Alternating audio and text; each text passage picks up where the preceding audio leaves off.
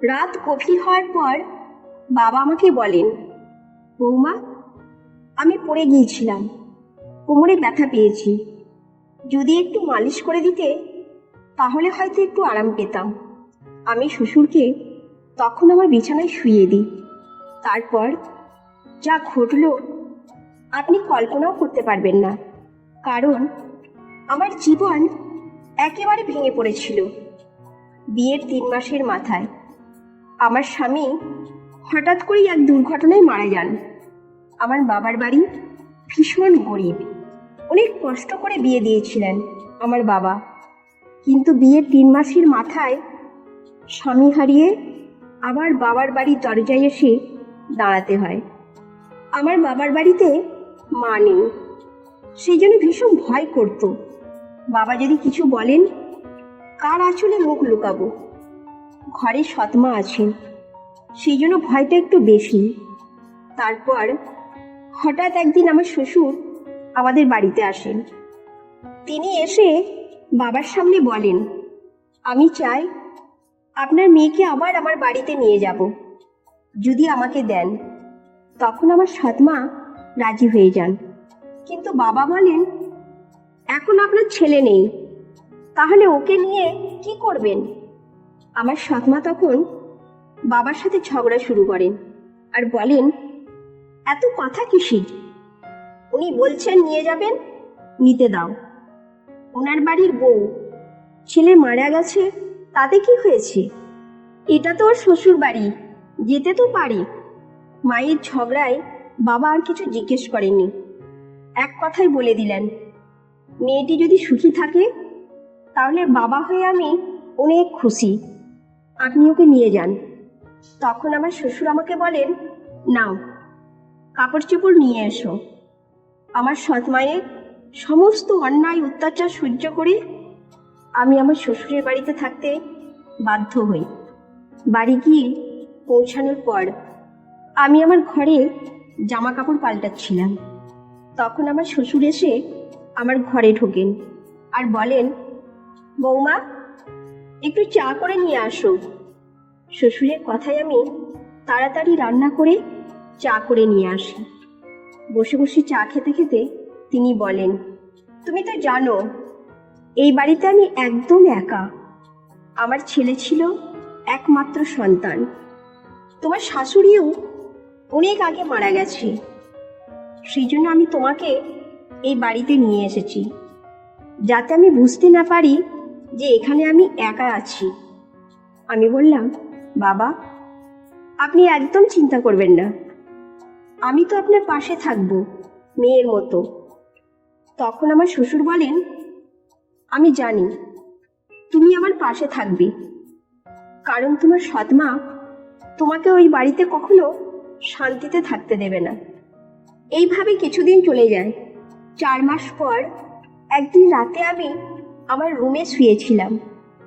গভীর রাতে দরজায় টক টক আওয়াজ শুনি। তখন বুঝতে পারি এটা আমার শ্বশুর, কারণ এই বাড়িতে আমি আর বাবা ছাড়া আর দ্বিতীয় কোনো মানুষ নেই। আর রাত 12টার সময় ঘরে কে বা আসবে? বাবার কিছু প্রয়োজন ভেবে আমি দরজা খুলি। দরজা খোলা মাত্রই আমার শ্বশুর আমাকে জড়িয়ে ধরেন আর বলেন, বৌমা, আমি পড়ে গিয়েছিলাম, বাথরুমে কোমরে ভীষণ ব্যথা পেয়েছি, যদি একটু মালিশ করে দিতে তাহলে হয়তো একটু আরাম পেতাম। আমি বাবাকে তখন আমার বিছানায় শুইয়ে দিই এবং ওনার ঘর থেকে মালিশ নিয়ে আসি। বাবার বয়স 50 বছর, এতটা বুড়ো হননি, এখনো জোয়ান মনে হয়। আমার স্বামী একটু অল্প বয়সে বিয়ে করেছিল, আর অল্প বয়সেই এই পৃথিবী থেকে চলে যেতে হলো। বসে বসে শ্বশুরের কোমরে আমি মালিশ লাগিয়ে দিচ্ছি। কেমন যেন উনি আমার দিকে অদ্ভুতভাবে তাকাচ্ছিলেন। তখন আমার আরো বেশি ভয় লাগছিল। আমি বললাম, কি হয়েছে? আপনার কোমরে কি বেশি আঘাত পেয়েছেন? ডাক্তারকে ফোন করব? না বৌমা, থাক, তুমি মালিশ করে দিচ্ছ, এতেই আমি অনেক আরাম পাচ্ছি। শ্বশুরের এমন অদ্ভুত আচরণ দেখে আমি বললাম, বাবা আপনি বরং এখানে শুয়ে পড়েন। আপনার কোমরে ব্যথা নিয়ে কি করে ঘরে যাবেন? আমি বরং আপনার ঘরে গিয়ে ঘুমিয়ে পড়ি। আমার কথা শুনে আমার শ্বশুর বলেন, এটা কি বলছো বৌমা? এই অবস্থায় আমাকে একা ফেলে তুমি চলে যাবে? রাতে যদি আমার বাথরুমে যাওয়ার প্রয়োজন পড়ে তাহলে আমি একা কি করে যাব? তার চেয়ে বরং তুমি এখানেই শুয়ে পড়ো। কিছুক্ষণ পরে বাবা উঠে এসে আমার দিকে তাকিয়ে বললেন, বৌমা তোমাকে কিছু বলতে চাই। তুমি যদি আমার কথায় রাজি হও তবে বলবো। আমার মনে খটকা লেগে গেল। আমি চিন্তিতভাবে বললাম, বাবা কি বলবেন আপনি? বলুন। শ্বশুর একটু হেসে বললেন, আজকের রাতটা আমি তোমার সাথে কাটাতে চাই, কারণ একা একা আমার আর ভালো লাগছে না। আমার ছেলে মারা যাওয়ার পর আমি ভেবেছিলাম আবার বিয়ে করব, কিন্তু তখন আমার মনে হলো তোমার সৎ মা তোমাকে ওই বাড়িতে কখনো শান্তিতে থাকতে দেবে না। তাই আমি তোমাকে এই বাড়িতে নিয়ে এসেছি।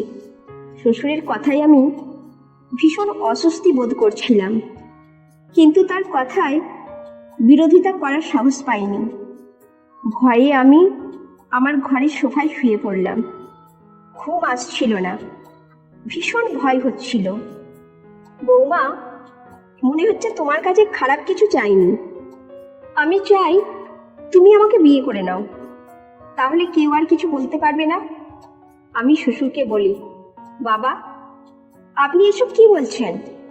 আপনি আমার শ্বশুর, আর শ্বশুরের সাথে বিয়ে করা কি সম্ভব?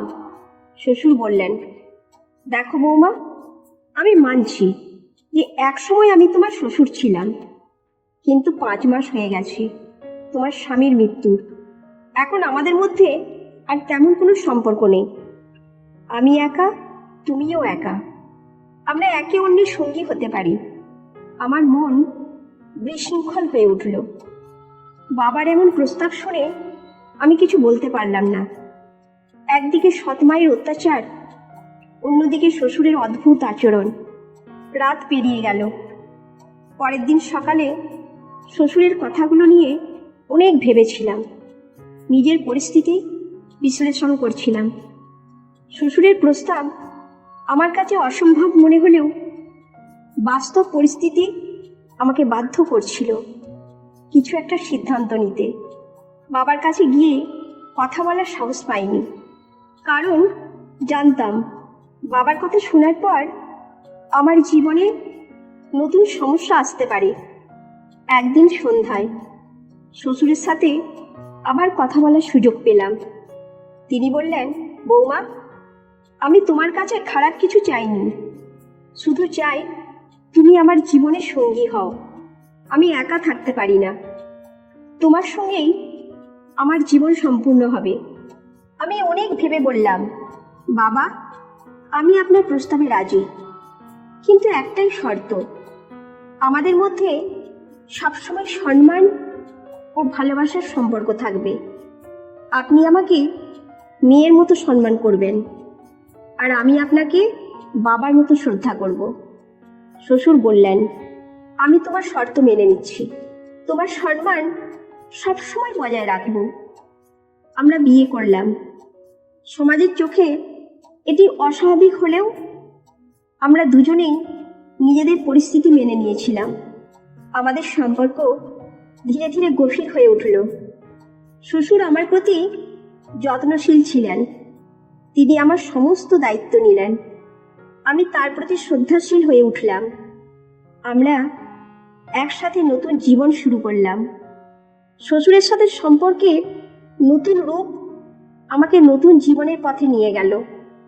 আমাদের মাঝে প্রেম, সম্মান ও শ্রদ্ধার সম্পর্ক গড়ে উঠল। আমাদের বিয়ের পর সমাজের চোখে আমরা কটু কথা শুনলাম, কিন্তু আমরা নিজেদের সিদ্ধান্তে অটল ছিলাম। শ্বশুরের সাথে আমার সম্পর্কের নতুন রূপ আমাকে নতুন জীবনের স্বপ্ন দেখিয়েছিল। শ্বশুর আমার জীবনের সবথেকে গুরুত্বপূর্ণ ব্যক্তি হয়ে উঠলেন। আমাদের মধ্যে প্রেম ও সম্মানের সম্পর্ক ধীরে ধীরে গভীর হয়ে উঠল। শ্বশুরের সাথে প্রতিটি মুহূর্ত আমাকে নতুন করে জীবনকে ভালোবাসতে শিখিয়েছিল। এই গল্পটা আপনাদের কেমন লাগলো কমেন্ট করে অবশ্যই জানাবেন।